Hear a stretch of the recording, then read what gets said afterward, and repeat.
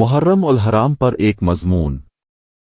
اسلامی سال کا پہلا مہینہ محرم الحرام ہے۔ یہ مہینہ نہایت مقدس اور قابل احترام سمجھا جاتا ہے۔ محرم کا مطلب ہے حرمت والا، یعنی ایسا مہینہ جس میں جنگ و جدال، فساد اور خون ریزی سختی سے منع ہے۔ اللہ تعالیٰ نے قرآن مجید میں جن 4 مہینوں کو حرمت والے مہینے قرار دیا ہے، ان میں محرم بھی شامل ہے۔ محرم کی حرمت زمان جاہلیت میں بھی تسلیم کی جاتی تھی، اور اسلام نے اس کو مزید عزت بخشی۔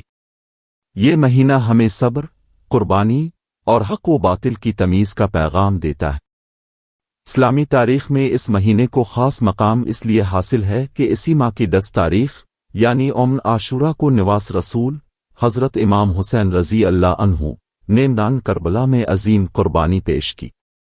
کربلا کا واقعہ: حضرت امام حسین نے یزید کی بیعت سے انکار کر کے ظلم و باطل کے خلاف علم حق بلند کیا۔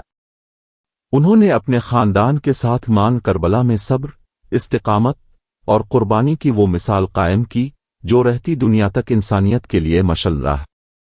امام حسین نے فرمایا، میں باطل کے آگے سر نہیں جھکا سکتا، میرا مقصد امت مسلمہ کی اصلاح ہے۔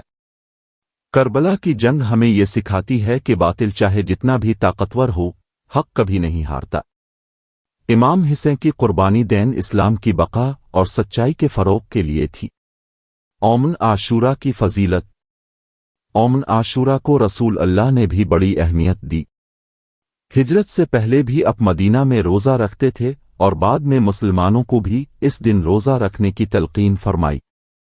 آپ نے فرمایا، عاشورہ کے دن کا روزہ گزشتہ سال کے گناہوں کا کفارہ بن جاتا ہے۔ صحیح مسلم۔ محرم کا پیغام: محرم ہمیں صبر، عدل اور قربانی کا درس دیتا ہے۔ یہ مہینہ ہمیں یاد دلاتا ہے کہ حق کے لیے اگر جان بھی دینی پڑے تو دریغ نہیں کرنا چاہیے۔ ہمیں چاہیے کہ ہم اس مہینے کی عظمت کو سمجھیں، اس میں عبادت، روزہ، صدقہ و خیرات اور نیکی کے کاموں کا اہتمام کریں۔ نتیجہ: محرم الحرام ہمیں تاریخ اسلام کے عظیم واقعات کی یاد دلاتا ہے۔ یہ مہینہ ہمارے دلوں میں ایمان کو تازہ کرتا ہے اور ہمیں یہ سبق دیتا ہے کہ حق پر ڈٹے رہنا ہی اصل کامیابی ہے۔ حضرت امام حسین کی قربانی صرف ایک واقعہ نہیں، بلکہ ایک نظریہ ہے جو ہر دور میں زندہ ہے۔